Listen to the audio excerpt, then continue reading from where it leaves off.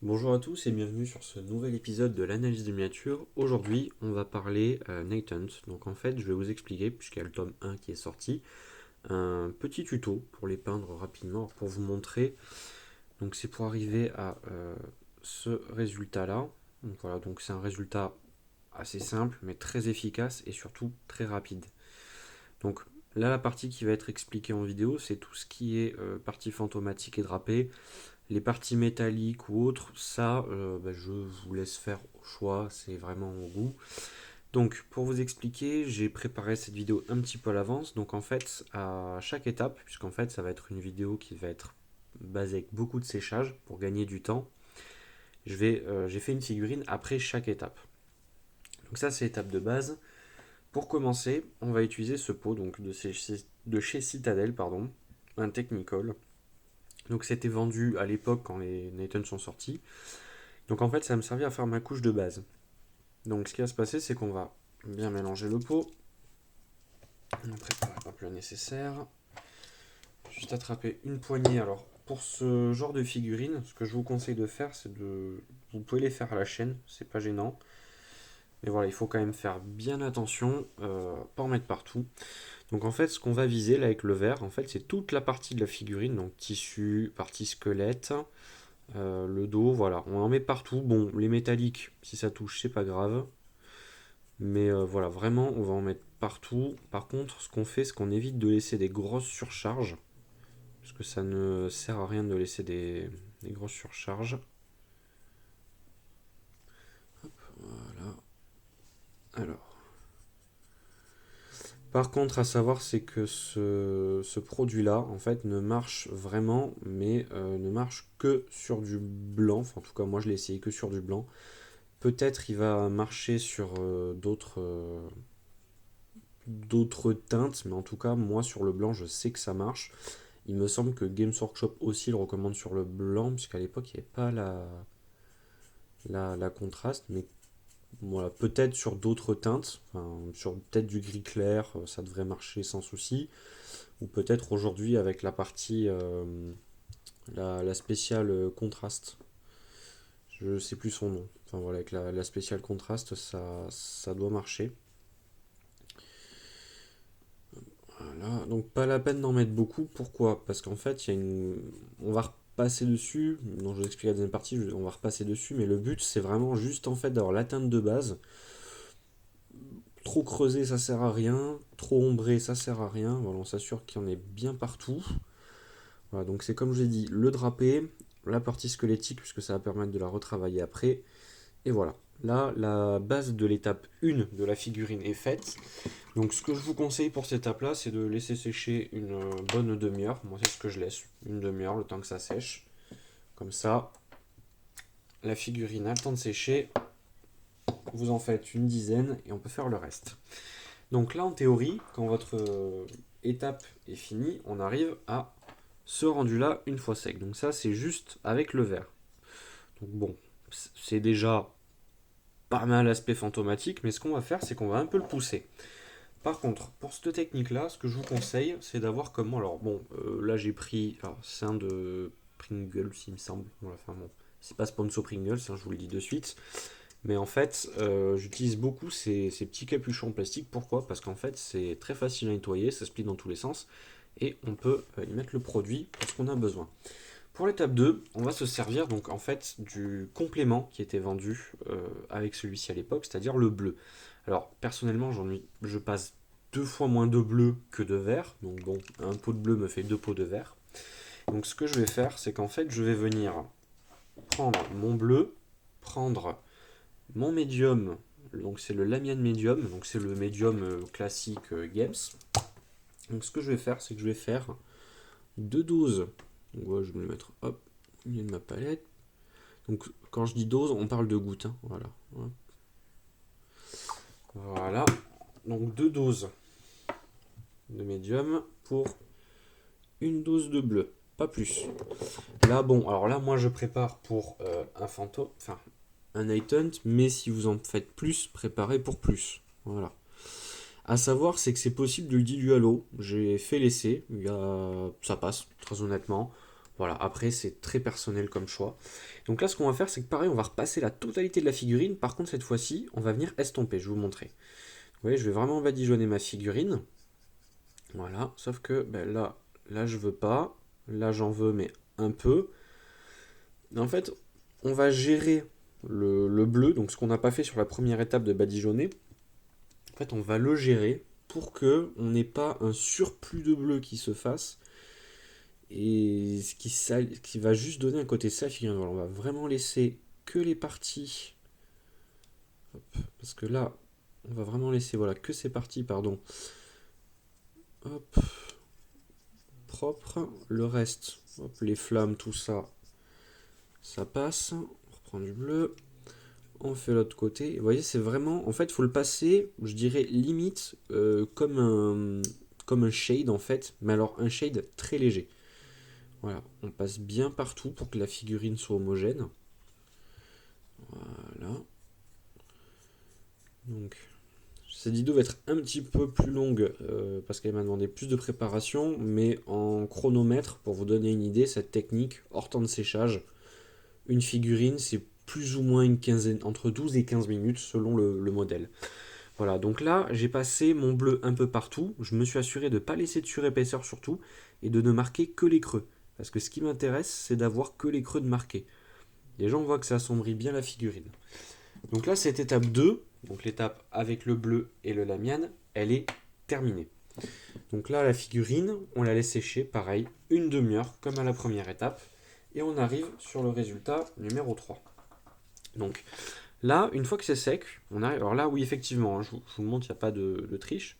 C'est la même figurine, c'est pour vous montrer le même procédé sur les deux figurines. Hein. Donc là, vous voyez déjà, le vert commence vraiment à être cool. C'est pas désaturé. Moi, franchement, il me plaît pas mal. Maintenant, ce qu'on va faire, c'est une technique un peu très simple et très connue, mais qui, je trouve, fonctionne très bien. C'est-à-dire, on va prendre un peu de blanc. Donc là, alors moi, j'en prends un peu par rapport à la surface que j'ai à faire, forcément. Mais plus vous avez une grande surface, plus vous aurez à faire de blanc. Mais bon, ça, je pense que quand même, vous devez avoir l'habitude des brossages à sec. Donc juste si je retrouve mon pinceau, hop, voilà, ça sera pas mal. Donc pour le brossage à sec, bon, étant donné que ces tutos s'appliquent plus aux débutants qu'aux peintres confirmés, donc le brossage à sec, c'est on va prendre un peu de peinture sur le bout du pinceau et en fait, on va juste en garder quelques pigments, très légers pigments. Donc les parties qu'on va faire là, c'est le visage, les mains, le bras, mains et bras. On ne touche pas au reste. Donc si jamais vous avez un doute, faites un petit coup de brossage sur les doigts. Vous voyez, s'il n'y a pas trop de traces, c'est bon. Et là, on y va. Donc là, de suite, vous voyez, ça va éclaircir la paume. Pour les bras, je vous conseille de ne faire que dans deux sens. Pourquoi? Parce que si vous faites tout le tour de la figurine, ça va trop marquer. Voilà. Là, on va reprendre un peu de blanc. Alors, si vous avez trop de blanc, n'hésitez pas à prendre un sopalin. Voilà, un petit sopalin, c'est tout bête, ça marche très très bien. Voilà. Là, on repasse un petit coup sur le bras. Alors, le visage, moi j'ai tendance un peu à le forcer pour la suite de la technique. Enfin, pour la quatrième, on va dire quatrième et dernière étape, en tout cas pour la partie fantomatique. En fait, je vais bien le contraster, vous allez comprendre pourquoi après. Donc là, pareil, hop, on fait cette partie-là, hop là. Donc ça, l'avantage, c'est que si vous avez beaucoup de night hunt à peindre et que vous voulez les faire rapidement, cette technique-là, elle va être très très bien et ça vous permet, même si vous mettez juste la première couche, de pouvoir déjà jouer avec un peu quelque chose de peint en attendant. Donc là, une fois que ma figurine est faite, donc moi, là en l'occurrence, ça me convient. Le brossage me plaît, voilà, ça correspond à ce que j'attends d'un brossage. Cette étape-là est terminée. Pour la partie blanche, il faut bien la laisser sécher. Donc là, vous pouvez compter 15 minutes, vu que c'est juste un petit dépôt sec. Et ça, on n'en a plus besoin. Et là, en fait, on va faire... Alors, pour vous montrer, je vais essayer de bien vous le montrer sur la figurine. On va faire ce qu'on appelle le regard qui tue. Moi, j'adore ça. C'est le petit vert fluo que vous avez là. Alors, en fait, la technique, elle est très simple. Alors, je préfère vous prévenir de suite. Peut-être j'ai un pot défectueux. Mais en fait, je ne sais pourquoi. La partie verte est restée au fond, en fait. Et même en remuant, mélangeant tout ce qu'on veut, en fait, moi, mon pot, j'ai que la partie vert fluo très liquide. Et alors, au début, je trouvais ça un petit peu chiant, mais au final, ça m'arrange. Pourquoi? Parce qu'en fait, quand ma figurine, alors, elle a le brossage blanc qui est fait là, donc je vais prendre un petit pinceau. Donc, un petit pinceau, je vais venir charger délicatement. Alors, ça sert à rien d'en mettre trop, parce qu'en fait, on a juste des yeux à faire, donc ça va très vite. Si on prend, je vais appliquer dans le creux de mes yeux, voilà, dans le creux de l'autre œil, et je fais en fait jusqu'au nez. En fait, je fais une petite démarcation. Donc là, le produit, comme vous voyez, il rend assez bien. Et en fait, ce qui va se passer, c'est que le produit, en séchant, il va rester uniquement dans les creux. Ce qui fait que quand votre figurine va être sèche, vous voyez, hop. Alors, c'est un peu moins marqué une fois que c'est sec, mais ça reste assez sympa. Et ça fait un petit effet en plus pour la personne qui regarde vraiment votre armée de près. Donc là, pour la technique drapé slash fantôme, c'est terminé. Voilà, donc ça, je ne vais pas revenir dessus. Pour ceux qui souhaiteraient aller plus loin, alors là, c'est plus personnel. J'ai utilisé un cuivre pour mes métaux, parce qu'en fait, je souhaitais un cuivre, tout simplement. C'est un schéma que j'aime bien, c'est un schéma que je retrouve sur ma desk, donc je l'utilise. Pour le bois, j'ai utilisé un bois foncé. Alors, en citadelle, l'équivalent du bois, c'est le Dark Dryad.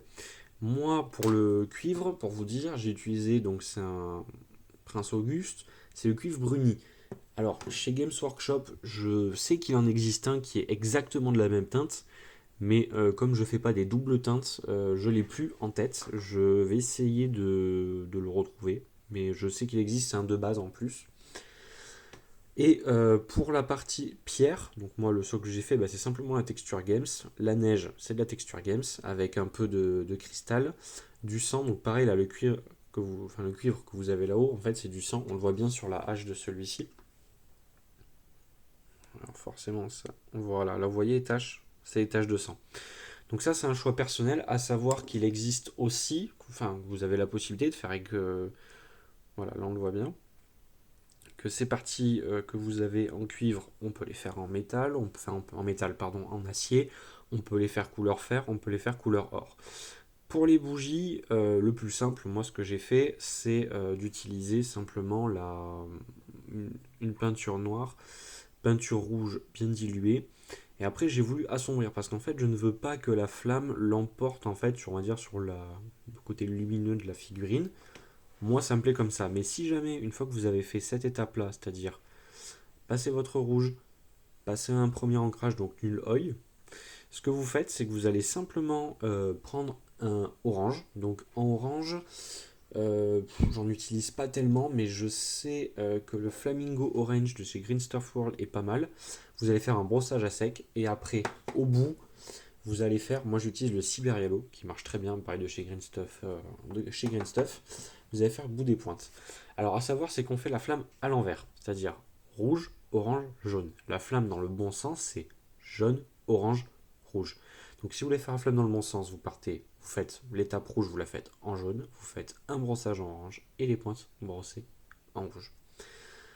Pas besoin de faire le nul oil sur le jaune, vous attendez d'avoir fait le rouge pour le faire. Ça vous permettra de gagner du temps. En tout cas, j'espère que ce petit tuto vous a plu. Voilà. Alors effectivement, la première figurine que je vous ai montrée, elle n'était pas ébarbée. C'est normal, c'est juste des figurines test pour moi et ma chérie. Mais voilà. En tout cas, voilà, j'espère que ça vous a plu. N'hésitez pas à me faire des retours sur les fantômes. Si vous avez d'autres tutos, n'hésitez pas, pareil, à partager. Ça fait toujours plaisir. Allez, sur ce, je vous souhaite une bonne fin de soirée. Ciao.